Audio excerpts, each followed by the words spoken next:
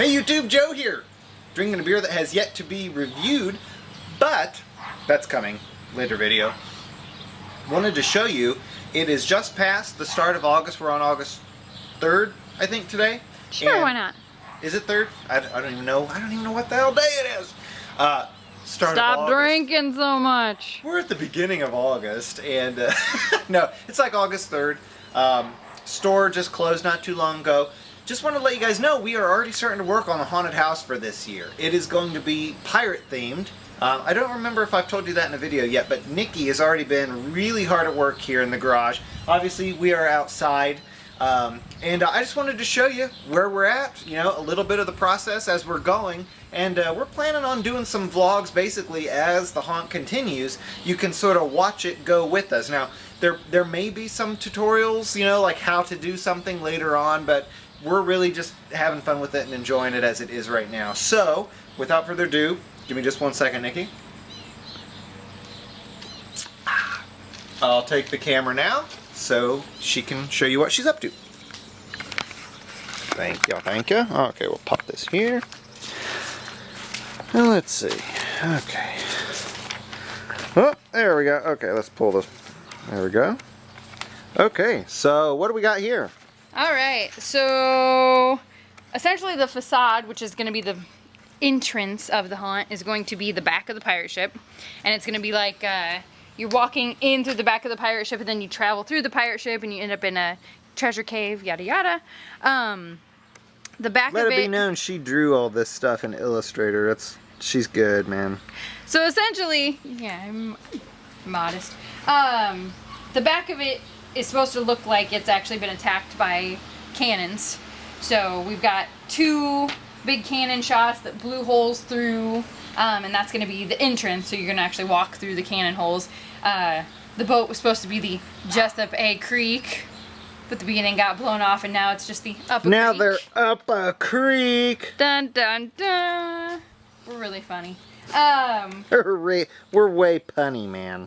So I started off doing sketches, just in my notebook at work, which is probably not the best place, but anyway, you work at a homebrew store. You're allowed to. Exactly, Right? I'm allowed. Your boss is a dick. My boss is behind the camera, and he is a dick.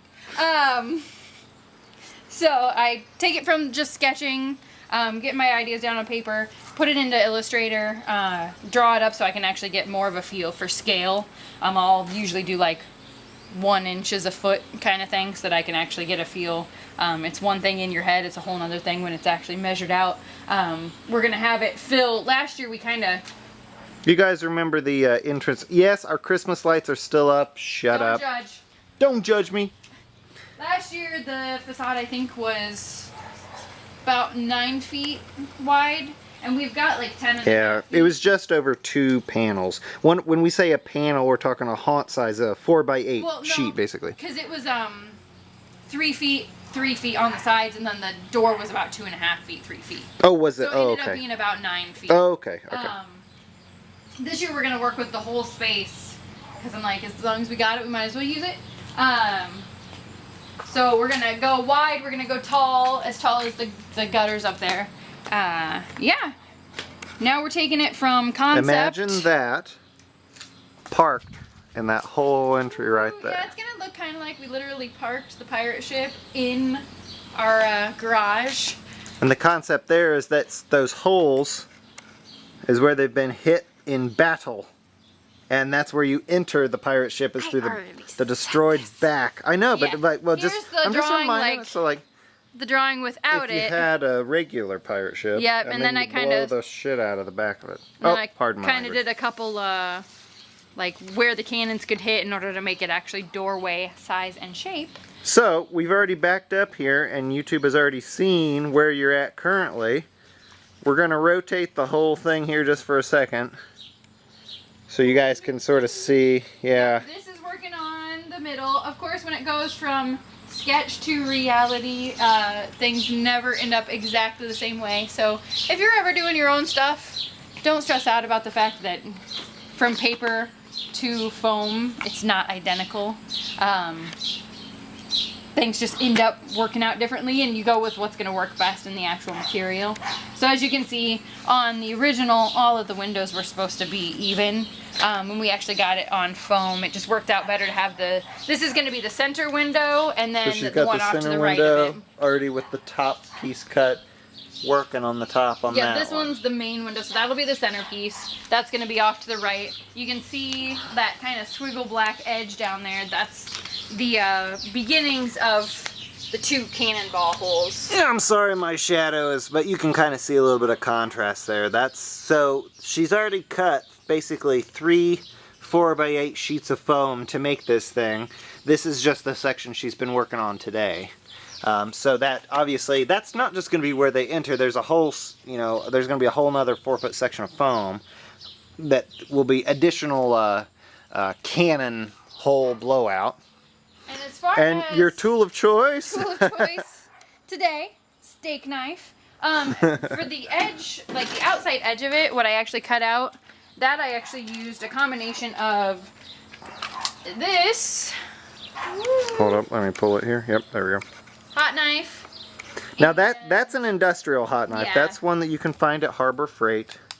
Quite a, I mean, that thing is dangerous hot. And then this is actually a hot wire foam factory tool. You can adjust it. Hot wire foam factory. You can make it different shapes. So say you want to do like a shape like that, you can curve it. This one's better for getting in. This one is good for taking big chunks out, but it melts the foam in a way that actually will, like, it's kind of unpredictable, and it almost cauterizes the edge. Yeah, so you it's can really see hard right there, to, you see kind of the, well, let me get out of the light here.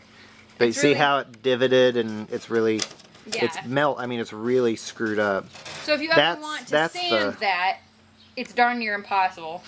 Now, if you use, let's see, do we have anything that was cut with the hot wire?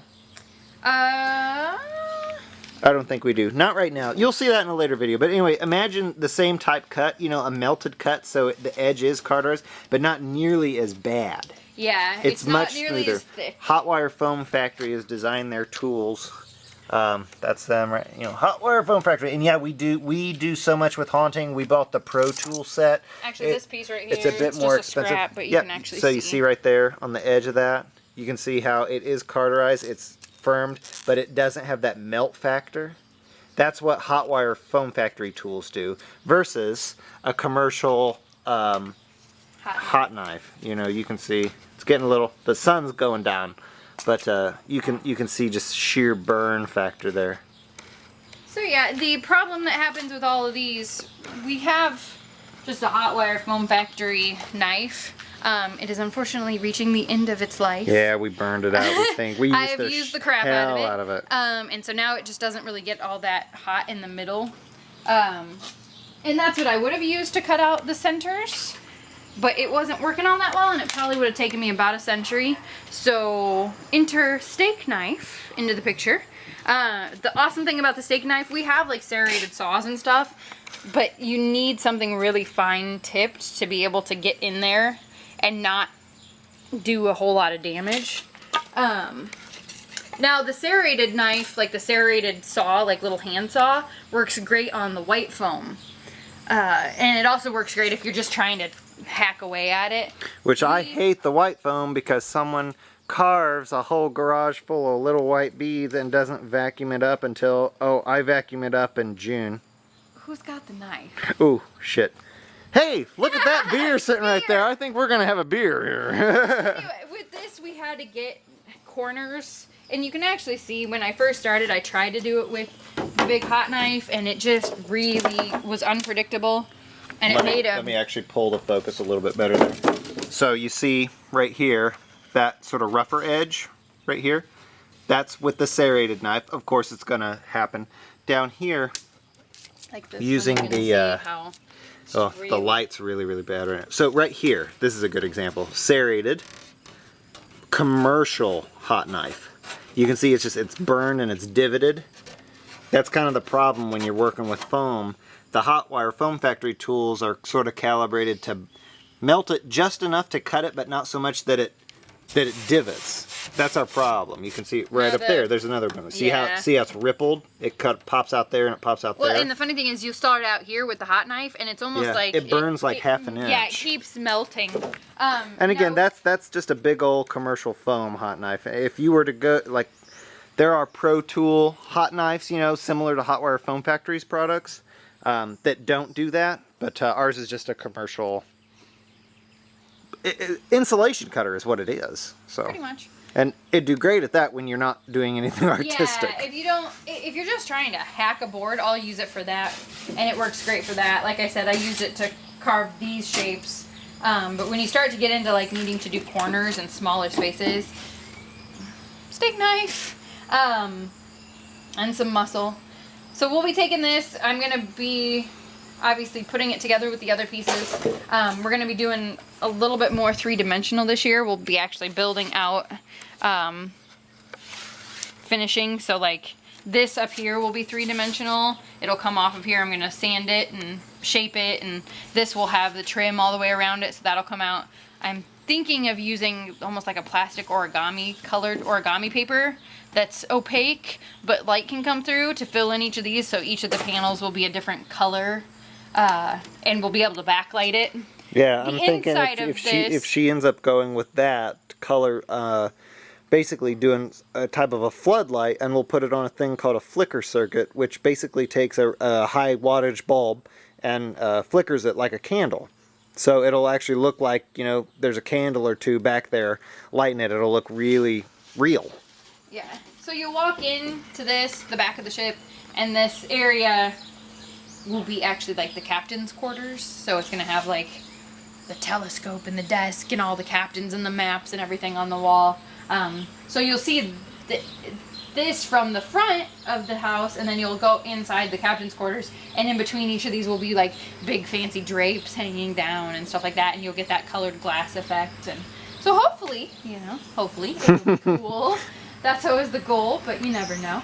But yeah, that's pretty much where we're starting out at, and let's hope the Jessup A Creek ends up being a pretty fancy old pirate ship. And that's just the entryway. We got more work to do. Oh my God. We got more work to do after this. Yeah.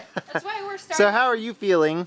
We're at T-minus like what, 87 days? Let's not talk about it. This is where we always get with a haunt. It's like, hey, but at least we got an idea this time, you know, before, you know, the month, but, you know, in September. A lot of times we start about I'd say, you know, we only do our haunt on Halloween and maybe a couple days around there.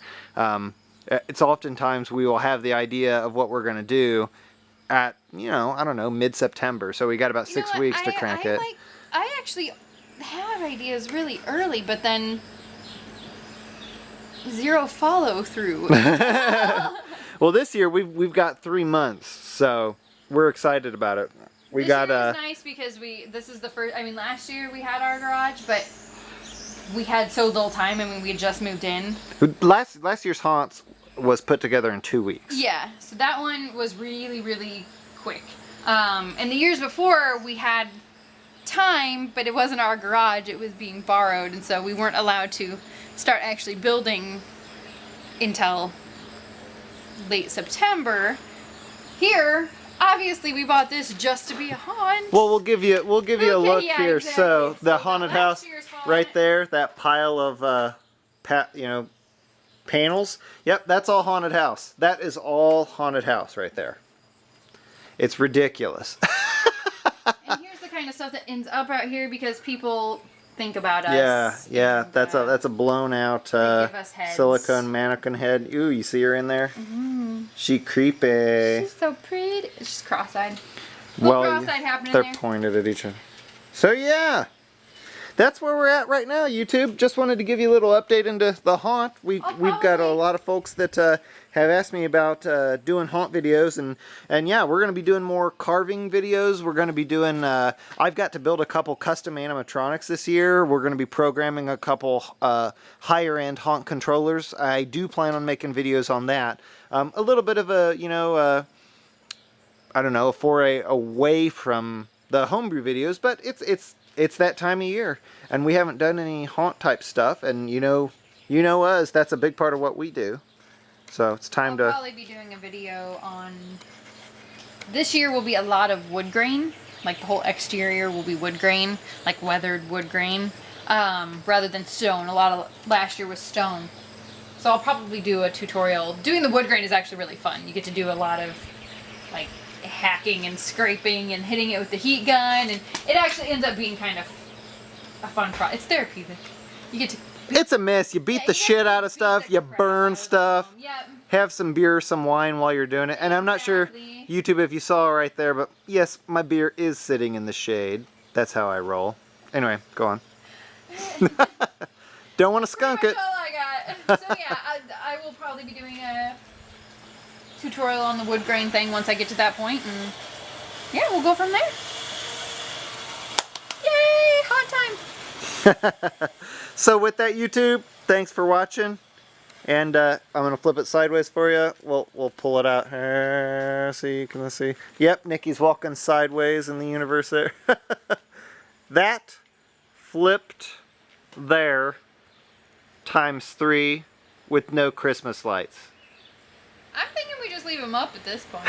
That's about where I'm at. A few months out, why bother? Right, then I'll have to put them right back up. Exactly. So, cheers, YouTube. Thanks for watching. We'll catch you later.